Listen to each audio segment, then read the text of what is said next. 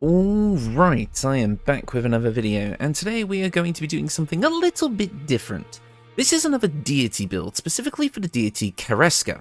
Now, what Kereska is basically the neutral dragon god. Whereas Tiamat is evil and Bahamut is good, Kereska is somewhere in between, and her whole deal is magical creativity, including the fact that she herself was kind of credited for giving magic to dragons, just straight up, including their breath weapons, and she herself has the ability to create completely new spells in an instant. But you may be thinking, Hobo, why are we starting at the equipment part?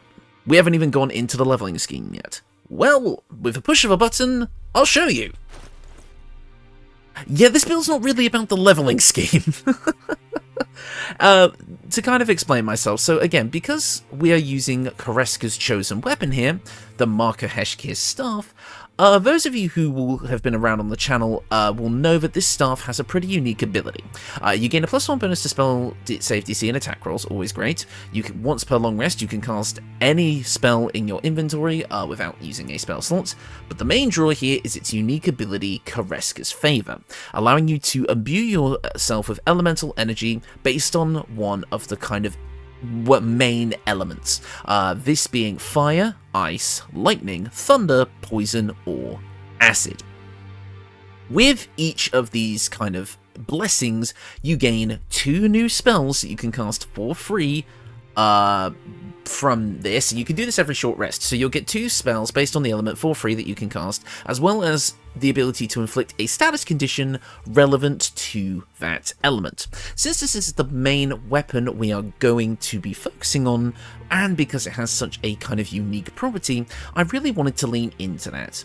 The build itself is not particularly difficult to understand. We have a level 1 Draconic Sorcerer here. The reason I've obviously gone with Draconic Sorcerer is because Kereska is a Draconic goddess. That's the reason we've played as a Dragonborn as well. In fact, we went with a Gold Dragonborn because one of Kereska's chosen specifically was a Gold Dragon Sorcerer. Now what I've done here is I've played as a Gold Dragonborn, but I've taken the opportunity to take advantage of the fact that we're starting with Draconic Sorcerer. The reason we're doing so is because it's going to get us a couple of things. Number one, we're getting Constitution saving throw proficiency, as well as unarmored defense without needing to cast Mage Armor, which is always nice to save those spell slots. But the main thing here is it will give us a chance to get an elemental spell we would not be able to get otherwise, which is Armor of Agathis by picking the White Ancestry. So as you can see here, we've got a Gold Dragonborn, which is a metallic good dragon, mixed with a White Dragon Ancestry and evil chromatic dragon, in order to create this neutral hybrid of both sides. See? I think of everything here on this channel. I say that though, this build, like all deity builds, was made in conjunction with the community, but I was quite happy to come up with the design for this character myself. So the way this video is going to work is I actually have different equipment sets for each element of Kereska's Favor. The idea here is again, we're playing as a Draconic Sorcerer to start, but we go the rest of the way Wizard. Specifically Evocation, although I could see Abjuration also working here if you wanted something slightly more tanky, but Evocation really helps. Evocation is going to give us a few things that are great, since most of our spells that we're going to be getting out of this feature and from our wizard levels are going to be kind of elemental blaster caster spells. We are going to be able to kind of, we're really going to take advantage of Evocation's kind of damage-dealing abilities, such as Sculpt spells, meaning that ourselves and our allies are immune to our area of effect spells. They basically aren't going to take damage from them. We also have our kind of cantrip boosting feature at level 6, which is going to make it so even if our enemies succeed their saving throw against our damaging cantrips, they still take half the damage, which is great. And finally, at level 10 of Evocation Wizard, our intelligence modifier will get added to the damage of all of our Evocation spells. That is huge, but there is also another reason for going primarily Wizard, because we could have gone Sorcerer here, but that would have given us less spells overall, including missing out on some elemental spells that I really wanted to pick up just for the flavour of this build. However, going with Wizard means we also do get to choose spells from our spellbook. So not only are we going to be customizing our equipment per the element that we're going to choose going into battle, we're also going to be able to customize our spells, giving us free reign to have both utility options as well as damage options focusing on our chosen element. So this whole build is about every short rest or so, picking out spells and equipment to go into a certain encounter with to optimize that element. Now, in reality, oh, and I will quickly go over our choices for a sorcerer here. I've just gone for the regular utility cantrips and as well as shield and magic missile. There you go, alongside armor of Agathis, like I said. And then for wizard, for your cantrips, you're going to pick all the elemental cantrips, and then here are the spells you can grab. We're also obviously going to be able to use scrolls, because I obviously have more spells here than you normally would just from leveling up via wizard. You can still pretty much get everything you would need, but using scrolls, and whatever scrolls you pick up, you can basically save your spell choices that you would have had later, and you can do some respecking if you find some scrolls that you kind of want to replace, yada yada yada, you get the point. But the idea of this build is, again, like I said, to basically go on a per encounter basis, going in with a complete loadout focused on a single element. And it is actually really, really fun. So I'm mainly going to be going over the equipment today to kind of go, since the leveling scheme is quite simple, I'll be going over the equipment for each element, discussing the playstyle that comes with that element and the status condition that comes with it, as well as showing you little snippets of the combat footage in between as I kind of discuss the playstyle of the element. And I'll kind of be ranking the playstyles and how strong they were in my testing as we go, and discussing the strengths and weaknesses of all of them. Let me know if you enjoy this kind of style of video. It's definitely different than what I'm usually doing here, but I really enjoyed kind of coming up with the different equipment sets and seeing what could be done with them. So without further ado, let's get into it. So as you can see, some equipment, as I've kind of have them organized here, there are some slots that are kind of missing. That basically just means that any sort of equipment that is already present on another kind of element set can be used in other ones as well. And realistically, as you play through the game, you are going to kind of mix and match these pieces of equipment as you pick them up. But once you have all of them, you can kind of do these specific sets, or like I said, mix and match to find your preference. I will say though, because obviously the Marka Heshki staff is an end game weapon, you obtain it in Act 3. It was not end game, but it is obtainable only in Act 3. A really solid early game option would be the Spell Sparkler. It's just a really solid early game quarterstaff that you can get right away in Act 1, and it's going to give lightning charges to all of our attacks, which is going to be fitting for this playstyle, so I would absolutely use this until you get the Marka Heshki. But first, let's talk about fire. Specifically, let's look at the Kereska's variant here, Flame of Wrath, which is the fire version. So, with all of the Kereska's favorite variants, you are going to get resistance to your chosen damage type, which is nice, and all of your spells of that type are going to deal additional damage equal to your proficiency bonus. Stacking that up with the Evocation features that we have, that's going to be a lot of damage. But that's going to be kind of the same across the board for all of the elements. Let's get into the specific stuff. Whenever you deal damage with a spell, you gain 1 turn of heat.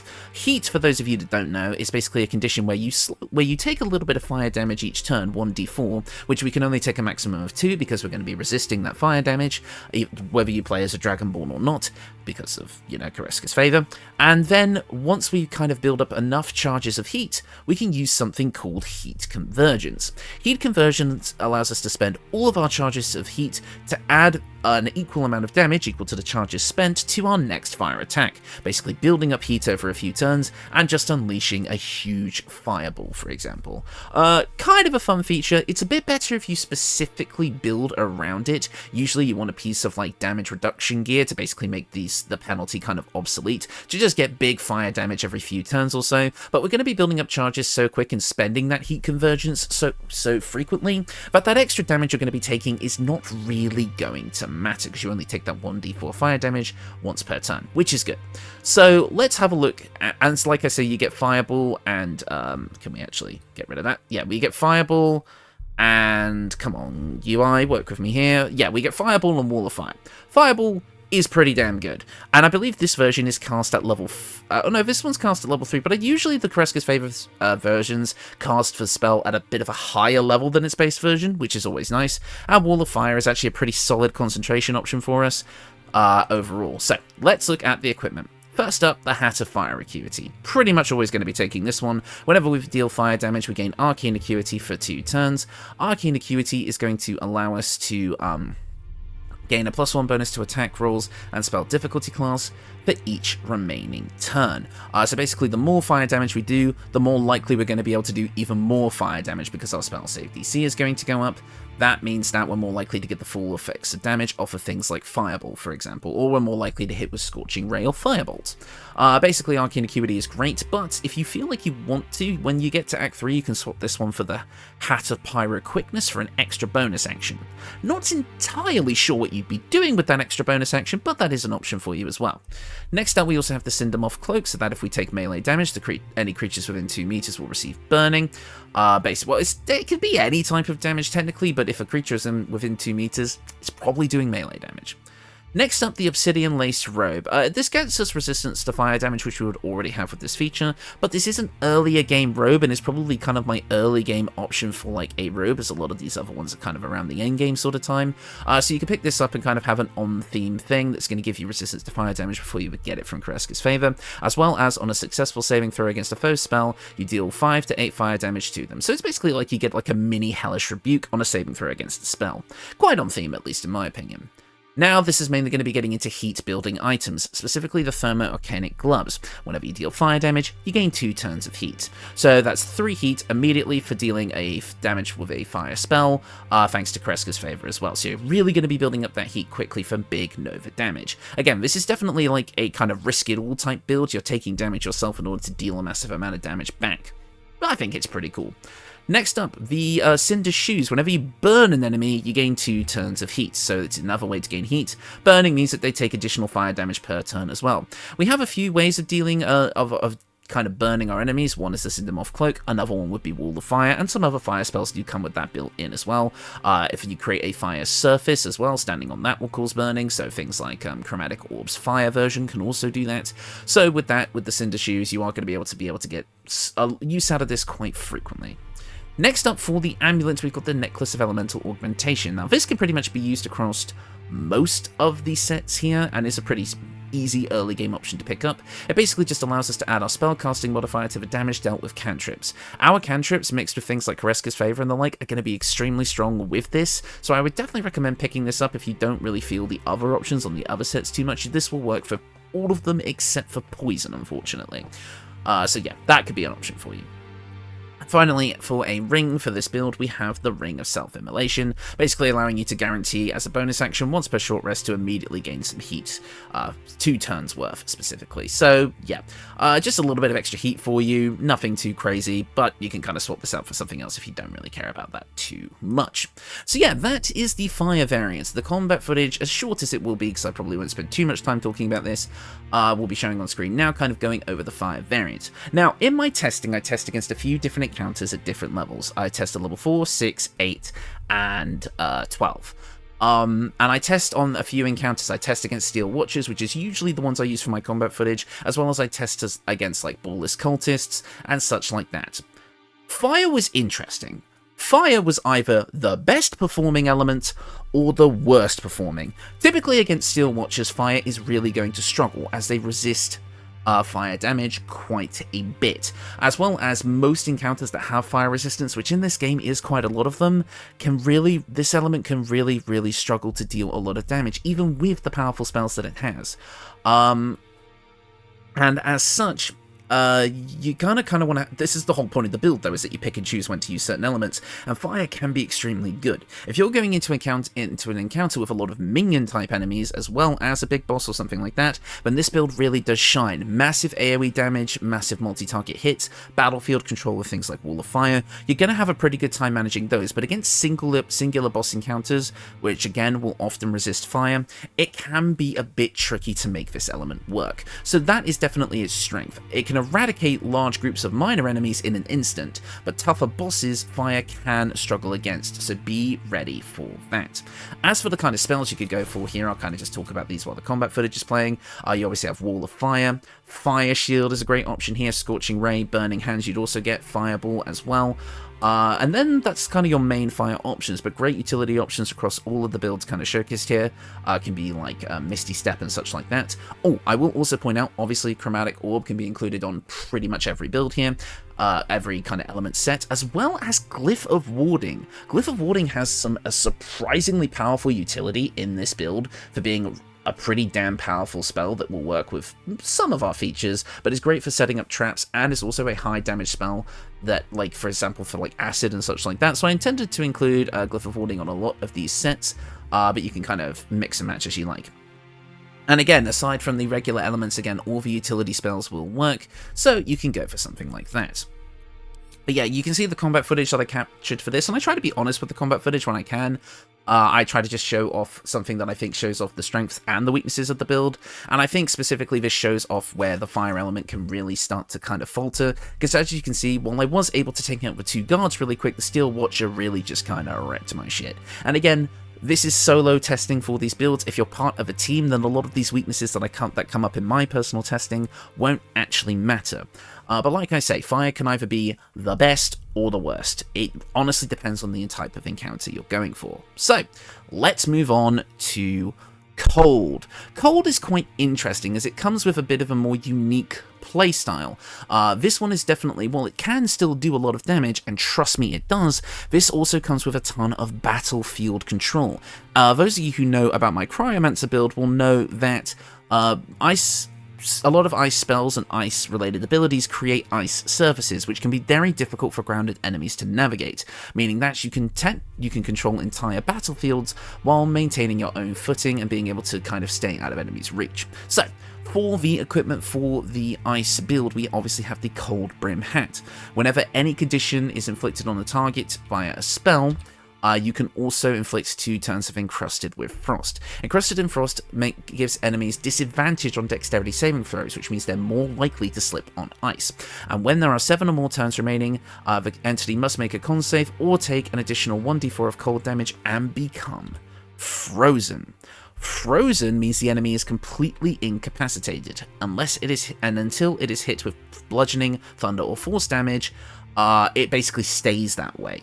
So that's pretty damn powerful. Being able to take an enemy out of a fight is extremely important. It's a bit tricky to get there. You have to get 7 turns of Encrusted with Frost, as well as making sure they fail a con save, but if it ever goes off, that enemy is basically done. So pretty powerful status condition if you can get it to go off. So that's kind of what we're building around here, making sure we have as much of a chance to get off Encrusted with Frost as possible. So this is a pretty standard piece of kit here. We have the Cloak of the Weave, which is mainly here to give us a +1 bonus to spell save DC and spell attack rolls, but Absorb Elements allows us to absorb elemental damage once per short rest, taking half of that damage and then dealing an additional d6 of that element type on our next attack. Very thematic, can be used on any of the element sets here. You're going to see some more generic pieces of like magic equipment here that can be slotted into any of these sets, so feel free to kind of mix and match as you go. Next up, the Wave Mother's Robe. The Wave Mother's Robe will give us resistance to fire and cold damage, as well as if we're standing in a water surface at the start of our turn, we heal 1d4 hit points. This also gives us the ability to cast Create or Destroy water, which will allow us to create water surfaces and make our enemies wet, and if our enemies are wet, they take double damage from cold and lightning spells. So this is going to be used on both the cold and lightning set. Pretty good overall. It also gives us a +1 to armor class, which is great.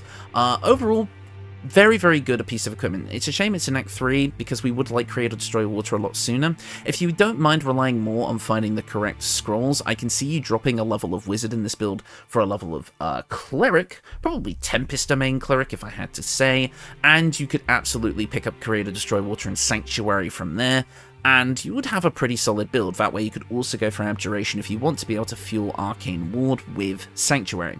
As long as you find the right scrolls, you'll still be able to get all of the spells that I'll be showcasing in these builds.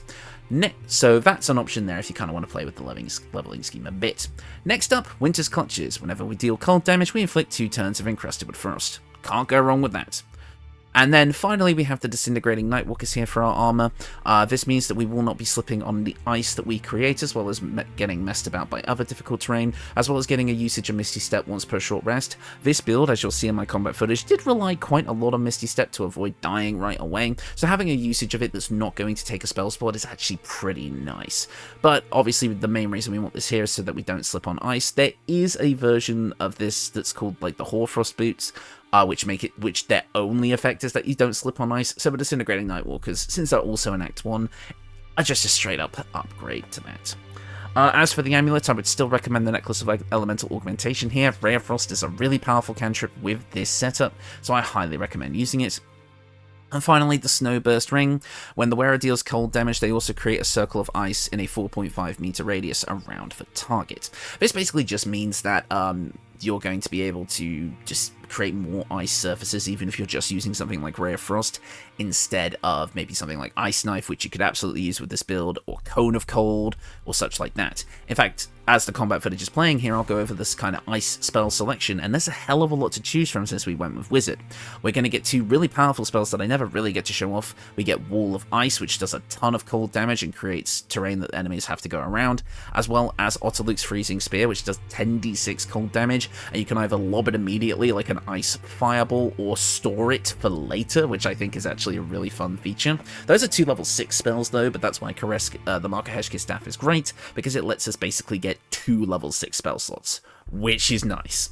Also, we have Cone of Cold as well, massive, big, just high damage cold spell, as well as also having access to Ice Storm and Ice Knife, which are two great spells. Ice Storm obviously does a ton of damage and creates these ice surfaces for us, as well as Ice Knife doing much less damage, but still being able to kind of accomplish the same thing. I would also combine this with Glyph of Warding as well, and things like Slow and Counterspell to just really mess up the enemy's day as far as the battlefield control stuff is concerned. You'll be able to get quite a lot out of this. Also, you can also use Conjure Minor Elemental and Conjure Elemental to kind of get ice-themed elementals, and there are elementals for a lot of the different elements here, so you can pretty much keep that on this build and have it be on theme. But yeah, you'll be able to see in the combat footage that ice just performed exceptionally well. The battlefield control really helped. It kind of frazzled the enemies, and then when I was able to kind of, you know, freeze, in quotations, the Steel Watcher with something like Hold Person, Hold Monster even, which is quite on theme for a build like this, and just blast it over and over again with high damaging Rays of Frost. I mean, this kind of whole setup worked really nicely, at least in my opinion. I love kind of like Cryomancer builds in this game. I just think they're some of the best out there, and I absolutely love it. I think this might be one of my favorite variants in this video. But yeah, let's move on to Lightning. And of course, oh, I forgot to mention the cold variant of Kereska's Favor. Hold up. The cold variant of Kereska's Favor also inflicts Encrusted with Frost and gives you Cone of Cold and Ice Storm. There you go. Apologies about that. Let's move on to Lightning, and I'll actually start with Kereska's Favor this time. So, the Lightning variant, Bolts of Doom. Same as all the other stuff, except for Lightning, as well as whenever you deal spell damage, you gain a Lightning Charge, and you also gain a casting of Chain Lightning, a level 6 spell, and Lightning Bolt. Pretty damn cool. Lightning Bolt and Chain Lightning are obviously both extremely powerful spells, which, when mixed with the equipment that I have here, are going to get even more powerful. Now, here we have the Lifebringer. When the wearer gains lightning charges, they also gain 3 temporary hit points. It's a little bit of extra tankiness for just doing stuff that we're already going to do already. Honestly, not the greatest option out there. I mainly included it here because it is lightning charge themed, but I would honestly maybe use something else here. But this is an early game option, very early game, so you can kind of pick this up and use it kind of in combination with the Spell Sparker, which is already going to give you lightning charges too, to kind of get at least a version of this playstyle up and running in the early game. As for the Cloak and the Clothing, I would keep the Cold variant set. Cloak of the Weave is great for us here, as well as the Wave Mother's Robe. We're basically going to be using Create or Destroy Water here to be able to set up electrocution traps with the Shocking Water, as well as it's also going to double the damage from our electricity spells with the Wet Conditions. So use this for both the Ice and Electric builds. as well as we have the Sparkle Hands, which may seem a bit strange, but hear me out. Normally you would use this on a monk build, because whenever you hit with an unarmed attack, you gain 2 lightning charges. Now obviously we're not using unarmed strikes with this build, and if you feel like the reason I'm about to give you is not enough of a good reason, then feel free to swap this out for something else. However, the Sparkle Hands, just for having lightning charges, will give us advantage against metal constructs and foes wearing metal armor. So that is advantage on all of our spells that would use advantage, so anything with an attack roll, just for having lightning charges, which we will constantly have up. That's pretty good. That gives us a lot to work with in terms of being able to make high-powered attack rolls. You'll be able to do crit fishing with advantage. So I felt like it was worth mentioning here. Again, might not be the most optimal option, again, especially if you're mixing and matching the equipment from these sets, but I thought I would point it out as a pretty fun little thing that you could do, even though it may not seem like these would really do much for us. Next up, the Water Sparkers. When the wearer stands in water during combat, it becomes electrified. So we use Create or Destroy Water, and then boom, we have a massive pool of lightning surfaces to kind of work with, which are going to electrocute our foes. As well as, just for standing in these electrified surfaces, we're going to gain 3 lightning charges at the start of each of our turns, which is great. I will quickly explain that lightning charges deal an additional, basically while we have them, we gain +1 to attack rolls, and each of our spells and attacks will deal an additional 1 lightning damage. As well as whenever we gain 5 charges, they are all consumed on our next attack, dealing an additional 1d8 lightning damage in addition to whatever we're doing. So very powerful status condition to work with. And yeah, overall, I feel like that is pretty good. Basically, set up the kind of water surface, stand in it, and just get more powerful while also inflicting Electrocuted. I'll get into what Electrocuted does in a minute. But next up we have the Blast Pendant, another probably suboptimal option, but it does have some niche use cases. As a bonus action once per long rest, you can basically store all of the electricity that you have in your body, so your lightning charges, meaning that your next lightning spell or cantrip deals additional lightning damage equal to your remaining lightning charges. So if you had 5, it would do 5 kind of extra damage, but unfortunately all your charges are consumed. This feels a bit weird. It's basically trading like the 1d8 for a guaranteed kind of middling roll. I thought I would point it out just because I've never used it on the build before, but you'd probably get more usage out of something else. But hey, I did use it in my testing and it exists. We're also going to want the kind of obvious choice here. I mean, you guys have seen my lightning charge builds before. We're going to want the Sparks Wall. This will give us resistance to lightning damage, which if you're using the Lightning Kereska's favor, you'll already have, but wearing it does mean that we ourselves cannot be electrocuted from the water surfaces we're going to be standing on. And electrocuted means that everyone who is electrocuted takes a d4 of lightning damage at the start of each of their turns. So that's what we're going to be doing to our enemies without actually doing it to us. Now you'll see from the combat footage that lightning charges also worked very well. Pretty much in all of my testing, it was extremely great. Well, obviously your lightning spells are going to be mainly used for dealing massive damage to bosses, in our case the Steel Watcher in the combat footage. The electrified surfaces that you can create are just such amazing battlefield control. Enemy AI is going to try avoiding standing in it, so you can create choke points, as well as for enemies that are forced to walk into it to damage you, they're just going to take extra damage and just be at your mercy, basically, which I think is great overall. And again, if you can make your enemies wet with that initial casting of Create or Destroy Water, you can hit them with a massive blast of damage to start off combat, which is gonna be lovely. Lightning charges is one of my favorite status conditions in the game, and I'm glad I was able to show it off to quite impressive effect here.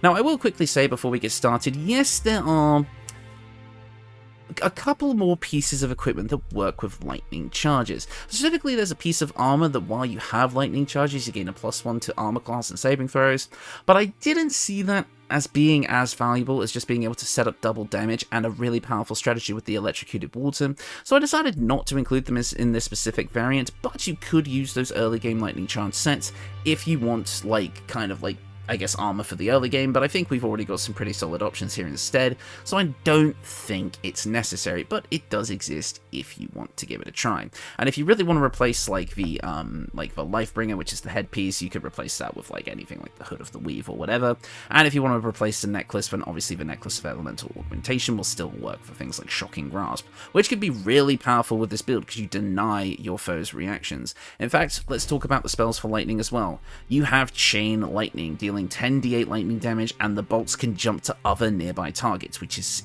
just insane. Conjure Elemental can summon basically a air elemental that can do lightning and thunder stuff, which is great.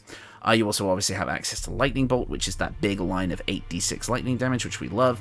You also have Witch Bolt, which for your concentration can do 1d12 of lightning damage. So if you're not concentrating, and that happens every turn. If you're not concentrating on a control spell, then that can actually be really nice. There's also a lightning variant of Glyph of Warding as well, and obviously Chromatic Orbs, so those will work too. And then obviously some decent control spells that can come out of this that you can just throw on for utility will also work nicely. So yeah, that's Lightning. Overall, probably one of my personal favourite ones out of the kind of elemental sets that we have here. But let's get into the next one, which is Thunder. Now, I'll just say this right off the bat, Thunder, in my testing, probably the most powerful. Consistently powerful, anyway, and I'll explain why. In addition to the usual stuff, whenever we deal spell damage, we're going to be able to inflict 1 turn of reverberation upon the target. We also gain access to a high-level version of Shatter, this is cast at level 5, as well as Destructive Wave, which we wouldn't be able to get any other way unless we went with, I believe, Tempest or Light Cleric. This is going to allow us to deal basically in a range around us, like a big explosion coming from us. 5d6 thunder damage right off the bat, as well as an additional 5d6 radiant or necrotic damage you get to choose when you cast a spell. And it can also knock creatures prone and trigger reverberation and all of that sort of thing.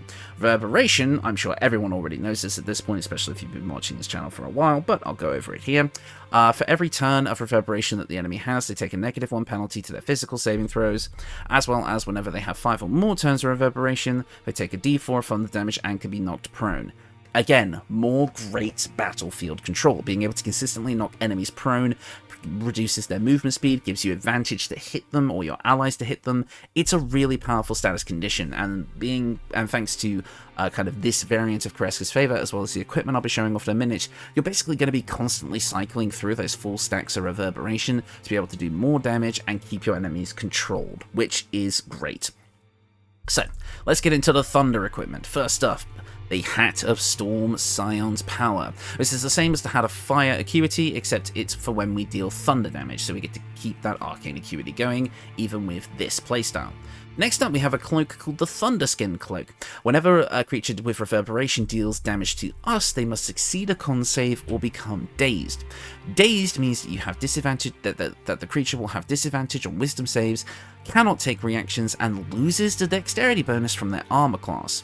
Pretty interesting and unique status condition that we basically are going to be getting for free in a couple of different ways here. So, let's keep going. Next up, another kind of generic robe that can be used on any of these sets, but I kind of decided to show it off here because I needed to fill a slot. We have the Robe of the Weave, giving us a +1 bonus to spell save DC and attack rolls, which is great.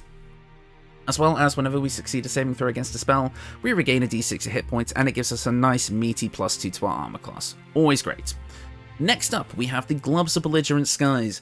Who could have seen that coming? Whenever we deal thunder, lightning, or radiant damage, we inflict 2 turns of reverberation upon the target. Just a solid way to keep that reverberation cycling. Including the Boots of Stormy Clamor as well. Whenever we inflict a condition upon a hostile creature, they also inflict 2 turns of reverberation. Now, originally, before this got patched, reverberation itself would trigger the effect of these boots, meaning that one little bit of like thunder, lightning, or radiant damage from the gloves would suddenly be 4 turns of reverberation, and yes, it was busted.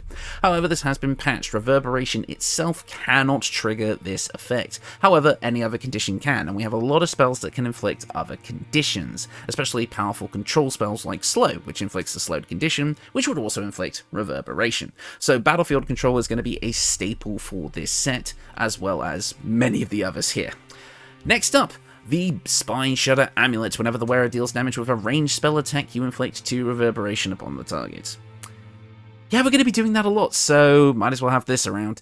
And as well, we have the Ring of Spiteful Thunder.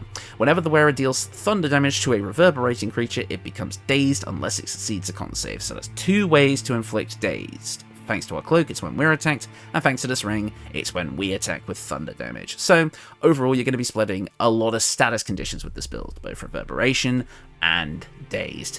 And of course, as I said, as you'll see from the combat footage now, Thunder was pretty consistent across all of my testing. Big groups of little enemies, yep, you're going to be dealing reverberation all over the place. Bosses, yeah, a lot of them don't resist thunder damage and take a lot of damage from reverberation. Although in our case, the Steel Watchers are immune to being prone, so we didn't have that bit of control on them, but they're still just taking a lot of extra thunder damage and go down pretty damn quick. Honestly, very, very solid set. I can absolutely see the kind of lightning and thunder sets being mixed together here to create like this hybrid thing, which would absolutely make sense, since our thunder spell selection is a little bit lacking. Obviously not like the most popular kind of elemental spells here at Fire and Ice, they get the most, and Lightning gets a decent chunk, including some more powerful spells, but Thunder is somewhat limited. We have Thunder Wave, which is great, as well as Chromatic Orb, which is decent.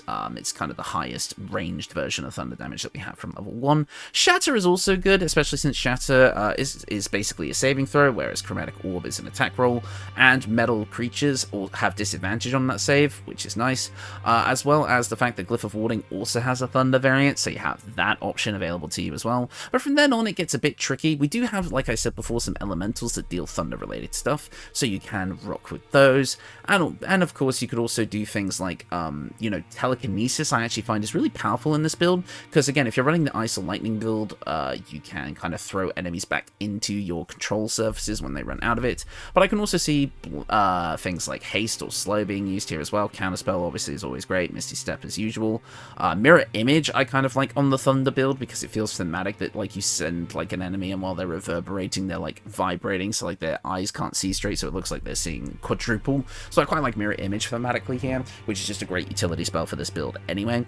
Yeah, you just have a ton of options to kind of make thunder damage work here, and reverberation being such a strong status condition on its own, especially with these upcasted thunder spells, you're just going to be dealing a ton of damage, and you can apply battlefield control as well, which is always nice. So that's a pretty good option there to kind of get you started. So yeah, I think Thunder is a pretty solid playstyle. So let's move on to the next one, and I believe I have this set up to be Acid. Let's go back to my inventory here to just double check. Yeah, it's Acid. So Acid is it's a tricky one. It's a fun one, but it's a tricky one. Whenever we deal spell damage, we inflict 1 turn of Noxious Fumes upon the target.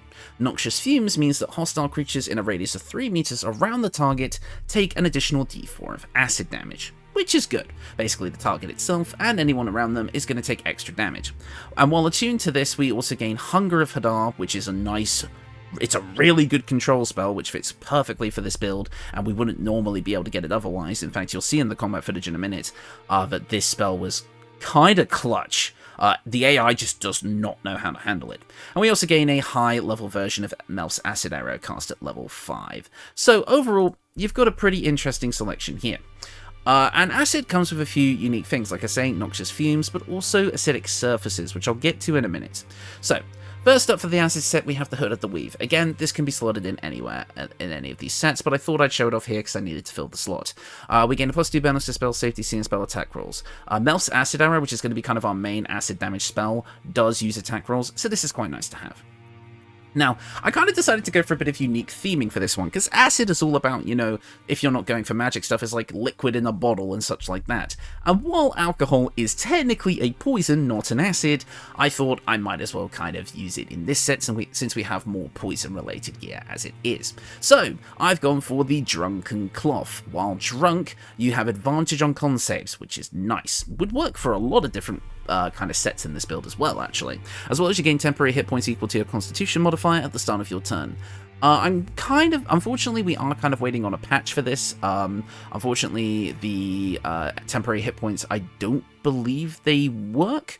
They work the first time, but they don't work at the start of every turn, which kind of sucks. This is supposed to happen at the start of every turn, but it doesn't. But hopefully that'll get patched in September. So for now, this specific part of the build is not at full power, but when it is, it'll be awesome. So that's kind of the theming that I went for, is we're kind of leaning into like the dangerous bottle type thing with alcohol. Yeah, you get the point. Next up, the Icarus. I'll say Icarus gloves. The Icarus gloves basically are another way to deal Noxious Fumes, kind of getting more turns of that, kind of just getting more of that kind of stacking. So we've got basically whenever we deal acid damage, we also inflict Noxious Fumes. So yeah, just a bit of extra acid damage, because I believe the Kereska's Favors variant only has a chance to do Noxious Fumes, whereas this would guarantee it. I've also gone for Varsh Koku's Boots. Now, obviously these give us resistance to acid damage, which we already have. However, a lot of the acid spells that we have, Acid Arrow, Chromatic Orb, the Glyph of Warding variant that also has acid, they leave acidic surfaces. And what acidic surfaces do is they reduce armor class by 2. So what this build is going to be doing is creating these acid surfaces everywhere, meaning that your allies are going to have a higher chance to hit with their attacks. You're going to be paired up really nicely with melee and ranged fighters that use bows and swords and such when you make this build, because reducing armor class is one of the best ways to provide support for your team, in addition to the usual battlefield control that we already have. So this is definitely, so the acid build is definitely the one that is the team player the most, because obviously, yes, we can create all these surfaces like electrified water, ice surfaces, and all that. However, the problem is that those surfaces will also be detrimental to our allies. Acid surfaces, well, yes, we obviously still can reduce the armor class of our melee friends. It's less likely to be a pain in the butt for them, as usually melee builds come with really high AC anyway. So with that, we're basically just giving our martial fighters a buff with this, and making it so we are immune to it also works. So I've decided to just throw these on here for the theme. You may actually want to throw these on your melee fighter if you aren't going to be using this set predominantly, but I thought I would just show them off here anyway, as they do work in our favor as well. In addition to all of this, we also have the Amulet of the Drunkard. Whenever we are drunk, we regain 2 to 8 hit points per turn, and we also increase the duration of our inebriation by 5 rounds. Fortunately, as of right now, this is also bugged, but this should get fixed in September with the new patch. You only get that healing once. It does not happen on every turn. So basically, they have to fix the subsequent turn effects on the drunk gear for it to be truly powerful, but when it does, it's going to be pretty fun for this set. And finally, we also have the Whispering Promise. Again, since we kind of have a theme of healing here, with the fact that we can heal kind of using our Amulet of the Drunkard here, we'd be able to give ourselves Bless every turn. So when that works, this will be quite powerful. I did also forget to mention that we have the Flesh Melter Cloak here. Whenever we take melee damage, the creature that dealt it will take a d4 of acid damage. Just another kind of on-theme option here. So again, with the combat footage you'll be seeing above, again, this is more of a team player one, so this one had a bit of a trickier time kind of in my solo testing, but again, Hunger of Hadar is an extremely powerful spell. We're dealing a ton of acid and cold damage. For some reason, the AI just did not know how to handle it, even though they could have easily walked out of there. They didn't. And as well as this can blind the creatures in there as well, so the ranged fighters of the enemy team just did not know what to do. So if you actually wanted to run this alongside the Eversight Ring, either on yourself or on a party member, you could actually kind of do a Darkness Devil's Sight thing here with that spell, which can be extremely strong. Obviously, yes, any allies in the range of Hunger of Hadar will also take the damage, but again, big tanky melee fighter is not going to care. They're going to run in there and take the advantage on all of their hits when they've got Great Weapon Master or Sharpshooter kind of lined up. So I would say this is definitely, as I said, the most team-focused option of the bunch. I mean, obviously, like I said, obviously the other builds that we have do have effects that can help our allies, especially the Thunder build with Reverberation knocking enemies prone, but this can be more consistent help thanks to acidic surfaces and the fact that you can create these like darkness things with Hunger of Hadar. You are basically going to be an amazing team player with this build, which is why it kind of has a special place in my heart. Even if it's not consistently the strongest, it is definitely consistently the most useful in a team setting. But yeah, that is the acid variant. Now let's move on to our final variant, poison. With Deadlive and Arsenic, that's the Kereska's favourite variant, we are going to be able to, whenever we deal spell damage, we inflict a turn of poisoned upon the target. And while attuned to this, we also gain a usage of Cloud Kill and an upcasted to level 5 Ray of Sickness. So poisoned as a status condition means that the enemy will have disadvantage on attack rolls and ability checks. That's pretty huge. That's going to reduce their chance to hit you or your allies quite a lot. So this is another great kind of team build status effect. It does work really well there. Cloud Kill is also an extremely powerful spell, because not only is it going to deal a ton of poison damage, it also heavily obscures everything within it, meaning that enemies are just going to have a bad time. It is one of the higher damaging spells in the game if you can maintain concentration on it. I mean, anyone who's fought Balthazar will know that. So I think it's a pretty valid option here. And Ray of Sickness, I mean, it's just your standard kind of blaster spell. It'll do a lot of damage upcast, so it is going to be a pretty decent option for you. So, let's get into the equipment. First up, another generic piece of equipment that could be applied across the board, the Hat of the Sharp Caster. Whenever you roll a 1 or 2 on the damage die for a spell attack, that die is rerolled once, basically Savage Attacker for spells. Nothing wrong there.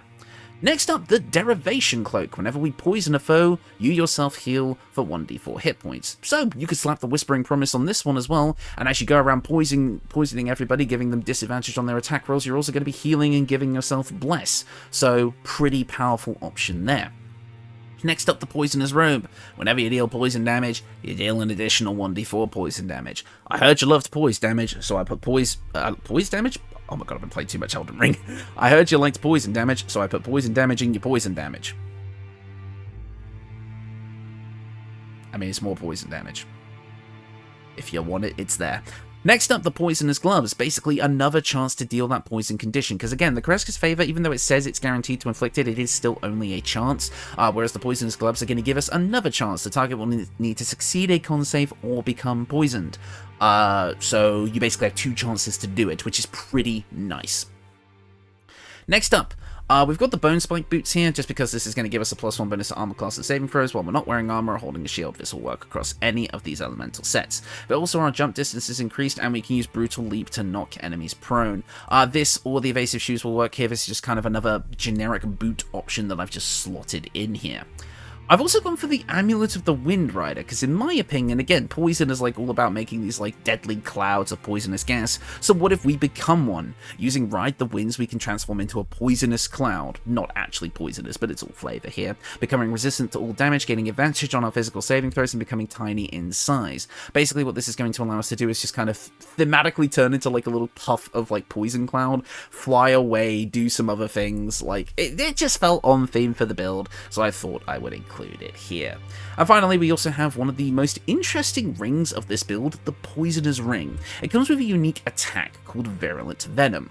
Once per long rest, you can target up to 3 targets, the same target can be chosen multiple times, to make them vulnerable to poison damage unless they are immune to it. Vulnerability to all of our poison damage is going to be extremely strong, so if the creature we're going up against is not immune, that's pretty good. Now, the chance for this to hit can be a bit on the low side.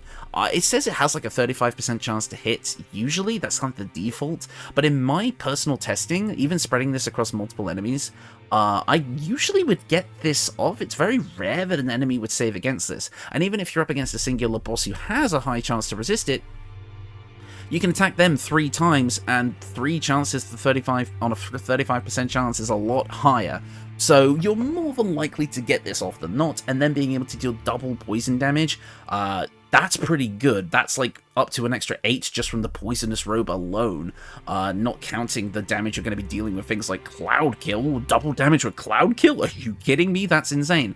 So this actually can be one of the biggest damage dealers and one of the biggest debilitators, taking away your enemy's attack rolls with disadvantage as well as being able to just deal massive poison damage is great when the enemy is not immune to poison damage. Unfortunately, a lot of enemies, especially in the endgame, either resist poison damage, meaning you're reliant on a once per long rest effect to get through, or they're just straight up immune to it, like the Steel Watchers. You'll see in the combat footage that I'm showing right now that yes, the 2 guards died immediately, like they just did not exist within a split second. And then the Steel Watcher was pretty much unkillable. Again, in my other encounters, like against Balder's cultists and such like that, this build performed immaculately well, but I wanted to show the encounter that I always show, and I need to show that things like fire and poison do not perform well in these specific instances, which is why you choose the other elements. That's the whole point of this build. So, as you can see me kind of comically running around the map trying not to die to a immune to my most powerful damage type kind of enemy, in which case I did eventually resort to using some other elemental cantrips there. Yeah. That's the whole point of this build. You pick and choose what's going to work best for the situation at hand, or just whatever you feel like using in the moment. Most of this here is flavor. Again, a optimized version of this build would probably not be restricting themselves to one element set each time. They'd definitely be mixing and matching the elements for the various situations, which would be much more consistent in overall combat. However, I wanted to challenge myself with this build to make, with this kind of build, to make something that is consistently strong even when focusing on one element. I mean, if you have the gold to spare, technically, you could respec with Elemental Adept to overcome resistances to the damage type on every single build, but I would not recommend that. Overall, though, like I say, with Poison, like, it's really hit or miss. When it hits, but then it gets resisted. So, while I think it is extremely powerful, I do think Fire can be more consistently highly powerful, because less enemies are straight up immune to fire than they are to resistant to it, whereas a lot of enemies can be immune or resistant to poison. So, again, pick and choose your battles here. Pick and choose your elements. And use all of the spells at your disposal. Change your loadouts as you go, both your equipment and your spells. Make use of the utility options you have in addition to the Blaster Caster options, and you will do just fine. So that's it. That is the build. Again, from an actual leveling standpoint, fairly simple. You're just getting the best of both worlds when it comes to getting the little benefits from Sorcerer, and then the big benefits from Evocation Wizard. Again, you could throw a 1-level dip of Cleric into there, which can open up a few more windows for you, but I kind of wanted to stick to Sorcerer and Wizard with this build personally. However, there is some optimization to be done there if you so choose. Again, you'll be a bit more reliant on scrolls to get all of your spells, but you may think that the kind of Sanctuary buff, and even like if you choose the right domain, you could get like martial weapons and heavy armor as well, which you may think could be worth it. So I mean, I'm not a cop, I'm not going to stop you. But overall, I'm really proud of this. It was a really fun and unique and creative video to do. I really enjoyed kind of coming up with this. I felt it was a fun time. The guys over on the stream seem to really enjoy this concept as well, so I really do hope you guys enjoy. Feel free to suggest different pieces of equipment for different sets as well if you feel like I missed some that may be important. Obviously, like I said, none of this is set in stone. Feel free to mix and match as you see fit for the combat situation at hand. Anyways, this video is probably extremely long, probably a lot longer than any other video that I've done so far, just because I've basically shown off 6 builds in one. Not really, because they're all the same leveling scheme, but the equipment is different. So I'm definitely going to end this video here, since you guys have seen a lot of different combat footage, so I don't exactly know what I'm filling this last slot with. Probably bits of a piece of combat footage I didn't get to show. I don't know. Anyways, I'm going to sign off now. Thank you all so much for watching, and I will see you all next time.